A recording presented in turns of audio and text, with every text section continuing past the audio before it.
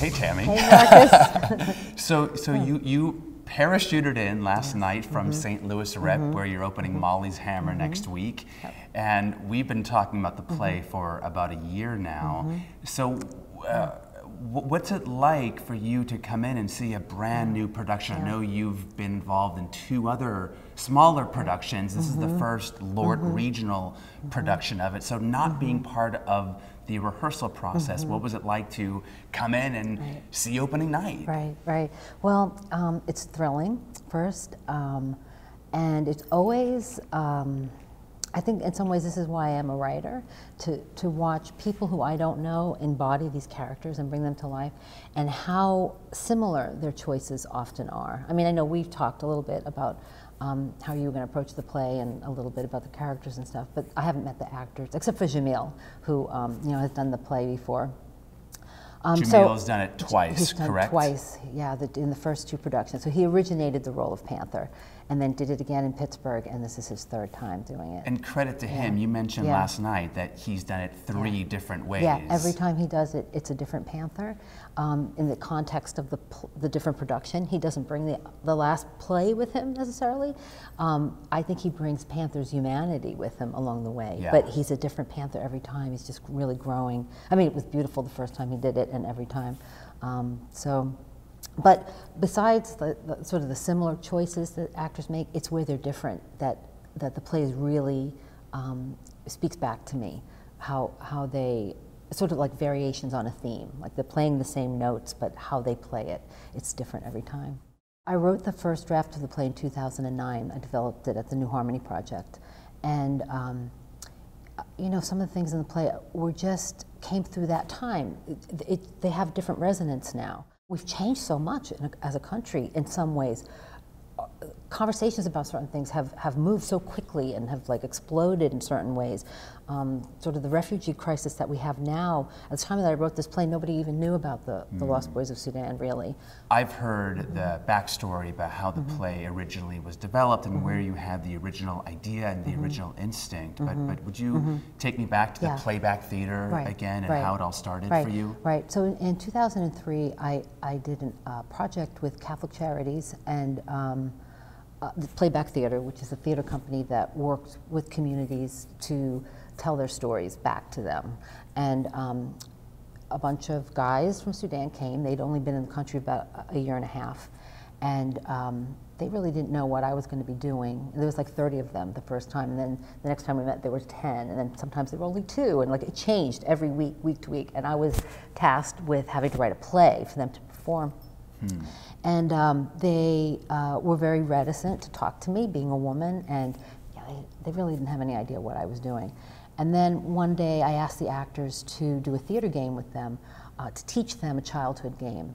And they taught them Duck, Duck, Goose. And these guys loved it. And they're grown young men, and they played Duck, Duck, Goose.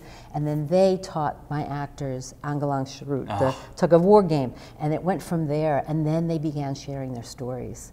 And one of the things I learned there culturally, they weren't going to respond to direct questions from me. They've been interrogated by, NGOs and immigration officials. They're going to give you the stock answers. There's nothing else to work with as a playwright.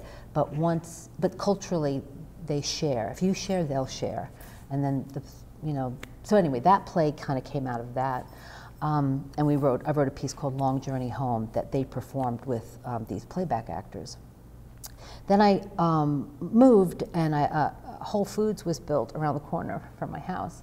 And I walked in one day, and there was a guy who had been, I'm not sure if he was at one of the rehearsals. He wasn't in the performance, but one of the Sudanese, and a number of them working in the produce section. And I saw him cut up a papaya and feed it to this white, upper middle class woman on the east end of Pittsburgh, and say in Africa this was my favorite. And I was like, I know this story. I know the whole world that's living inside this guy. She has no idea, because at this time, again, people in Pittsburgh at least did not know a lot. I mean, Darfur was just starting to happen, and even people didn't really know a lot about that then either. I researched for about 7 years before I allowed myself to write the play. It took me a long time to have permission, to give myself permission to write it. because like, who am I? I'm that, you know, middle-class white woman who in Whole Foods. That's where I saw this story, right? So how do I enter in and tell this story? And finally, I realized the story presented itself to me, and so I had an obligation really to write it, since I was a playwright, and I heard it. I knew what the story was. Can you tell me a little bit about how you know, the play spoke to you and how you went about, you know, creating the story that you put on stage? Yeah, well, the minute you sent me the play, I started reading and I was hooked and couldn't put it down, and I had one of those instantaneous, I must get involved, I must tell this story. It was it felt like such an urgent, needed story. To me, it just was this beautiful story of resilience and story about community, and a call to action for us all to bear witness to suffering in the world and to get involved. And you presented it in such a approachable, funny, heartfelt way. We started the process with about 3 or 4 days of table work where we really just broke down the script beat by beat. We did a tremendous amount of research. Our assistant director and dramaturg, we worked together putting together a research packet for the cast.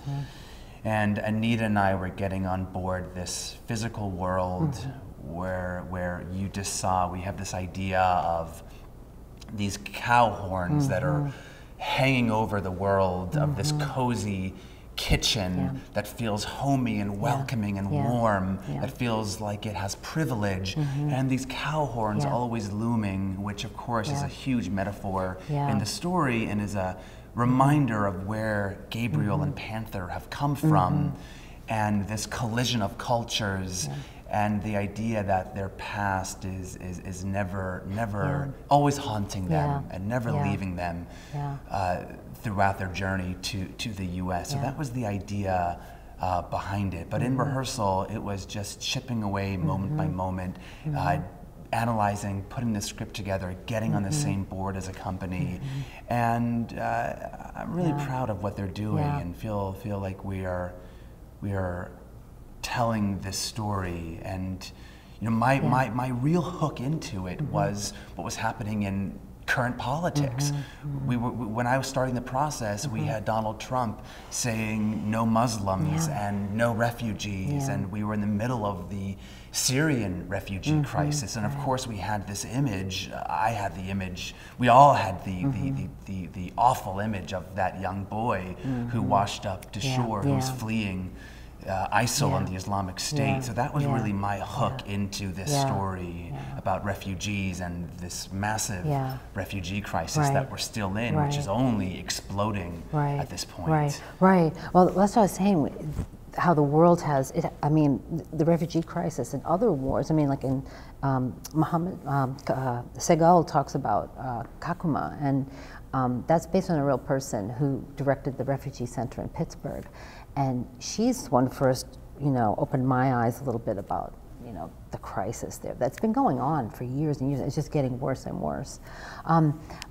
It seemed to me, though, that you guys must have done a lot of research. It took me 7 years to research this story. And I just felt such authenticity in your approach to the play, especially with the music and the singing and the you know, especially that final moment when Gabriel's dream comes up. What would you say to an audience member who saw the play and said, "God, I feel compelled to help. I feel compelled to want to get involved." What would be your advice to them of how they can do that? Well, there's a lot of practical things people can do, and people can figure that out by going to, you know, organizations that help people like this. But I think theater's job is to help, you know, promote empathy. I mean, I think that's what theater is about. I think it's an empathetic art. And my advice would just be to listen to people. When you see somebody in Starbucks who doesn't look like you, and there's a moment where there can be a connection or even a conversation, say hello, say how's your day going? You know, like be open to that communication.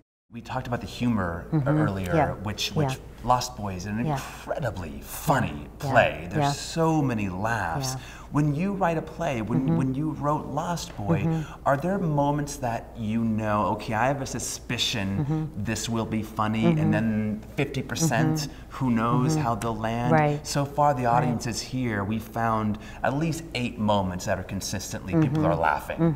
And then there's many that are kind of all over the place. Some audience find this funny, another audience find this funny. We haven't really found that rhythm yet. The next few weeks we'll really lock into where the humor actually is. But how much do you know in advance where you think there might be humor? Right.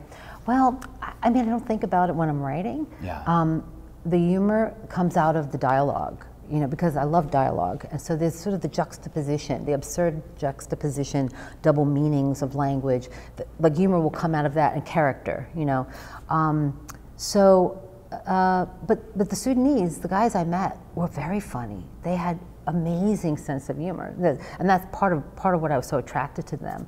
You know, their resilience, their honesty, their sort of forthrightness. But they had great sense of humor. They were always cracking jokes. I'm probably more like Alex, actually.